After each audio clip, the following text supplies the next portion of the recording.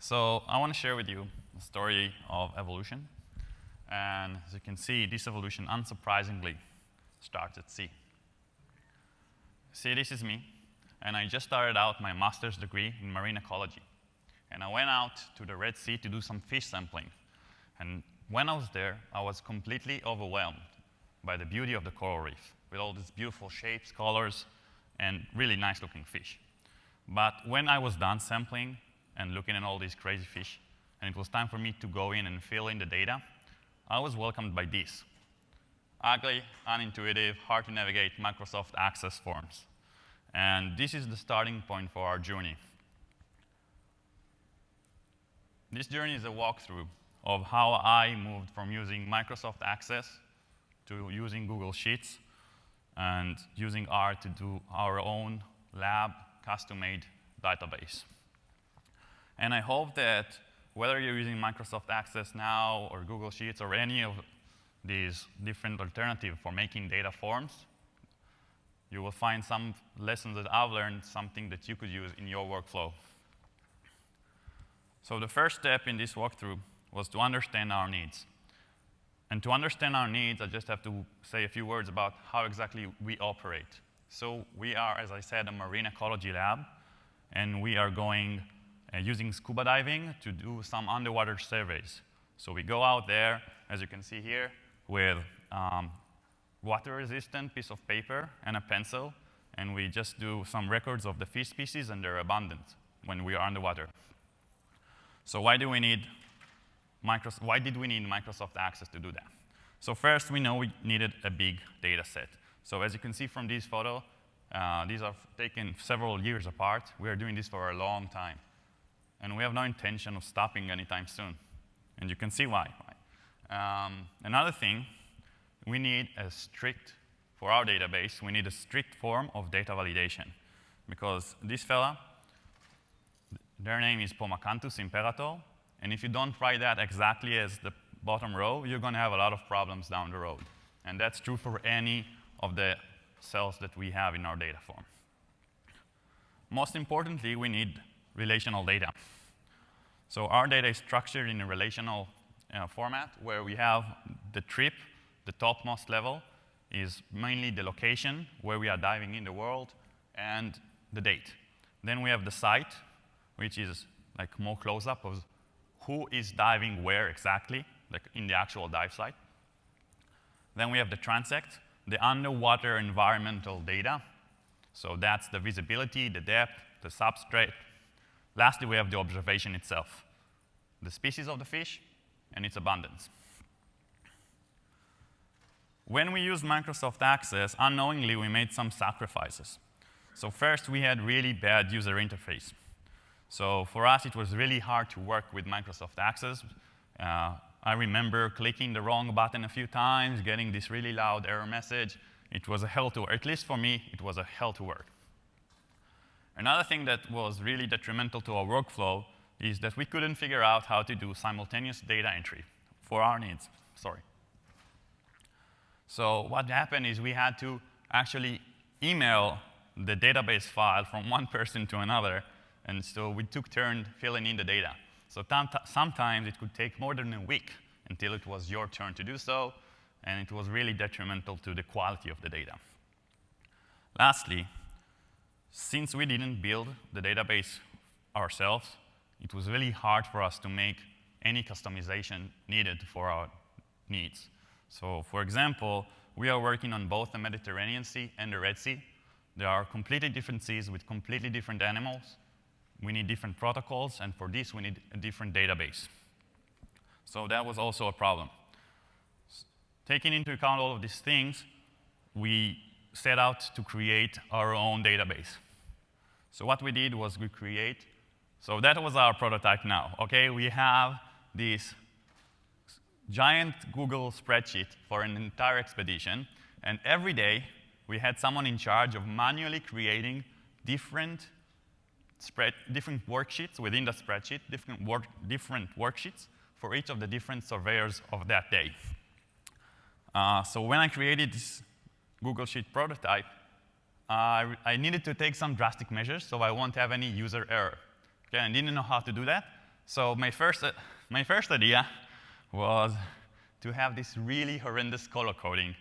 And I'm going to show you. We had this bright red trip data. So these are different forms. All the forms are in different colors. So we have this trip data in red. Then we had this yellow. Is it yellow here? Yeah. This yellow site data. The green transect data. And lastly, that blue observer data. So as you can see, really nice colors. And to connect all of these, the observers themselves had to copy and paste IDs so we could create this relational data. But then, so what happens is that for every expedition, we have a lot of different worksheets within a spreadsheet. That, as you can see, some red, some blue. It's a whole mess. But this is where we used Google Sheets. It was Google Sheets at the time. Now it's Google Sheets 4. We could read by that color coding. So, and then using that ID that the users had to copy and paste, we could use dplyr to connect it all to a flat data set that we can work with. Now, I know it's a mess, and if you have this expression right now, then yeah, this is the expression that all my colleagues had when I presented that idea. And I told them, let's stick with it. It can be worse than what we currently have. It wasn't worse. But the thing is, it doesn't have to be perfect, all right? So this is us. This is Crete 2019. And I know it doesn't look like that, but we are currently hard at work filling in the data. So as you can see, we're doing that together. So that's an important thing. We managed to solve one big problem, which was the simultaneous data entry. So now that we can work online, as you can see here, it's the blue one. So once that we managed to solve this problem, and I know that the prototype works, it's time for us to adjust, to make the necessary adjustments to make this data form database much better to work with. So how did we do that? Mainly by increasing our dependency of Google Drive and Google Sheets 4 package. Okay, so we have a great tool for actually working with Google Drive and Google Sheets, and we managed to automate the entire process. So what we did at first, we had an offline file that replaced that old yellow and red worksheets that we had. Now they're offline. And from this, we can set out to automate the whole thing. And we use Google Drive for the housekeeping and navigation. And for the manipulation, we used Google Sheets 4. More specifically, we had Drive Makedir to create individual folders for every sampling day. So now instead of having one big Google spreadsheet that's just somewhere on Drive, we have this hierarchy when we have an expedition directory, and within it for each day we have a different folder, so it's much more organized. GS4 create, this function we used to upload that offline file from which we create the metadata. We used Drive Find and Drive CP in order to copy and paste pre-existing templates that we had to today's folder. So then we use sheet copy and range write in order to manipulate those pre-existing templates, to manipulate these pre-existing templates into whatever necessary for today. So changing site numbers, hour, etc. Lastly, what I really liked is that we have Drive Share, and we use this function in order to send out specific email for specific users so they can only change their own data, so they can only fill out their own form. And it's really good because they don't have to mess around with anything in the database, and they can't accidentally erase or change someone else's data. And for them, it's really easy, because all they have to do now is get an email, and they sit out, and they fill out the forms. So this is what we get. This is a folder for a day, and we have the metadata up there. And as you can see, we have individual spreadsheets for each of the different observers.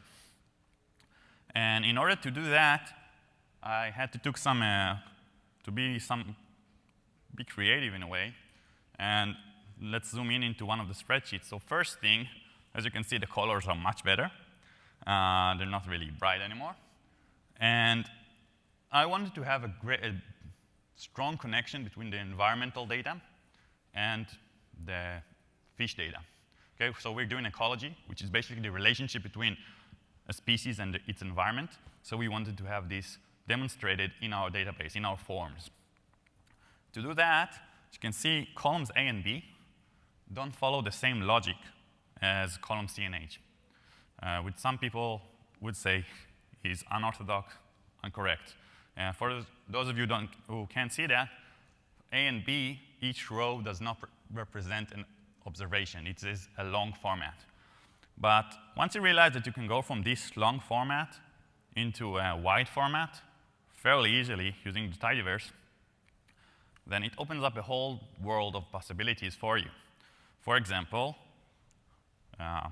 on another project where we do quadrat sampling, I managed to take the exact piece of paper that surveyors go to the field, and I managed to copy it almost verbatim into a digital form, making the transition from the actual survey data, from the actual real-world data to the digital data much more intuitive for my users. And I encourage you all to think about how user-oriented your data forms are at the moment. Because I know I've been taught as well that you should make your data as computer-readable as possible for analysis, visualization, etc. But at the same time, all of us were taught how easy it is to manipulate the data shape. So we could all stand to benefit from having more user-oriented data, so we could then we could minimize the errors from those users, because it will be much more intuitive for them to fill in the data forms, and that will make our data much better at the end. So this was our project. This is how it went for quite a while. This worked quite well. It was really automated, and we worked for 2 years or so on this type of forms. But as we continued to use this, we realized that we need to make additional changes, because as we kept using this database, so did our needs change.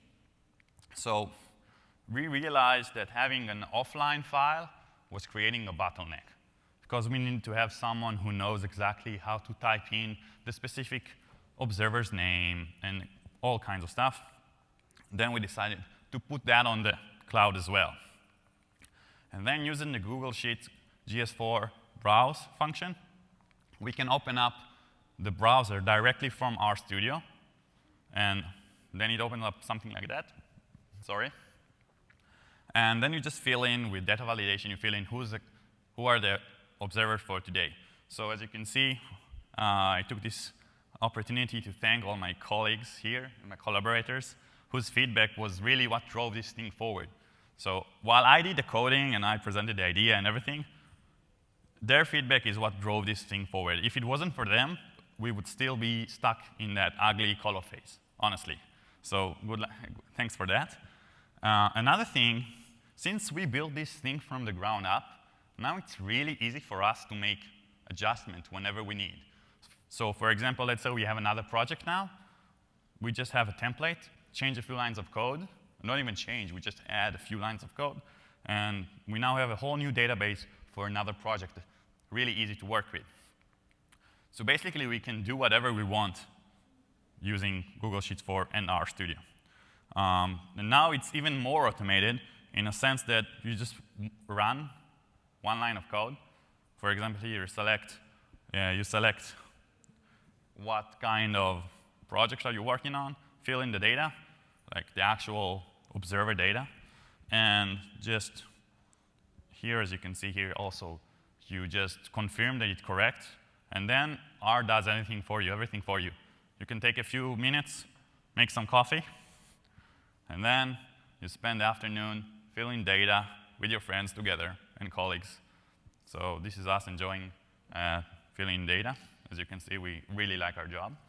I hope this convinced you.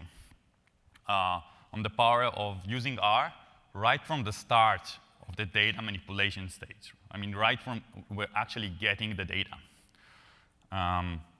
If you want to explore this option of having a more custom-made database, some things to consider.